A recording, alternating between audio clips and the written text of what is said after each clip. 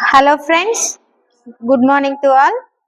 మీరు మరిన్ని వీడియోల కోసం మా ఛానల్ని సబ్స్క్రైబ్ చేయండి, లైక్ చేయండి, షేర్ చేయండి.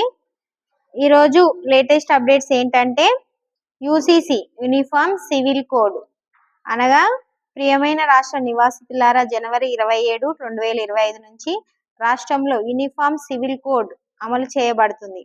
ఈ చట్టం అమలు చేసినందుకు ఉత్తరాఖండ్ రాష్ట్రం స్వతంత్ర భారతదేశంలో యూసీసీ అమలు చేయడానికి అవసరమైన అన్ని సన్నాహాలను పూర్తి చేశాము అన్నది. ఇందులో చట్టం నియమాల ఆమోదం, సంబంధిత అధికారులకు శిక్షణిచ్చే అంశాలు కూడా ఉన్నాయి. ఈ నిర్ణయం ద్వారా వివాహం, విడాకులు, నిర్వహణ, వారసత్వం, దత్తత, ఇతర వ్యక్తిగత పౌర నిర్వహణ వారసత్వం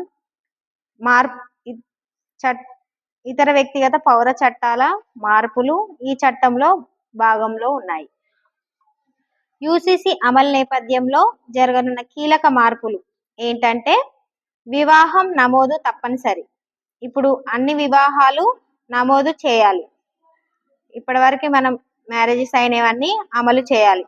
ఏకరీతి విడాకుల చట్టం అనగా కులం మతం ఆధారంగా వివక్ష చూపకుండా అన్ని వర్గాలకి ఒకే విడాకుల చట్టం వర్తిస్తుంది. ఇంకొక పాయింట్ ఏంటంటే వివాహ కనీస వయసు, మ్యారేజ్ చేసుకోవడానికి అన్ని మతాల కులాల బాలికలకు కనీస వివాహ వయసు 18 సంవత్సరాలుగా నిర్ణయించబడింది. దత్తత తీసుకునే సమాన హక్కులు. ఇంకొక పాయింట్ చూడండి, దత్తత అన్ని మతాలకు తెలిసిన విషయం అయినప్పటికీ ఒక మతం నుంచి మరో మతం పిల్లలకు దత్తత తీసుకోవడం నిషేధం. ఇంకొక పాయింట్ ఏంటంటే ఆచారాల రద్దు. హలాలా, ఇద్దత్ వంటి కొన్ని ఆచారాలు ఇకపై రాష్ట్రంలో అనుమతించబడవు. ఏకపత్ని వ్రతం. ఇంకొక పాయింట్ చూడండి, మొదటి జీవిత భాగస్వామి జీవించి ఉంటే రెండో వివాహం అనుమతించబడదు. ఓకేనా. నెక్స్ట్ పాయింట్ సమాన వారసత్వ హక్కులు అనగా కుమారులు, కుమార్తెలు వారసత్వంలో సమానంగా హక్కులు పొందుతారు. ఇంకొక పాయింట్ లివ్ ఇన్ రిలేషన్షిప్ నియమాలు ఏంటంటే లివ్ ఇన్ రిలేషన్షిప్స్ రిజిస్ట్రేషన్ తప్పనిసరి. దీనికి 18 నుంచి 21 సంవత్సరాల కంటే తక్కువ వయసు ఉన్న భాగస్వాములకు తల్లిదండ్రుల సమ్మతి అవసరం.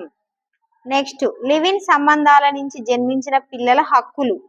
లివ్ ఇన్ సంబంధాల నుంచి జన్మించిన పిల్లలకు వివాహిత జంటల పిల్లలతో సమానమైన హక్కులు ఉంటాయి.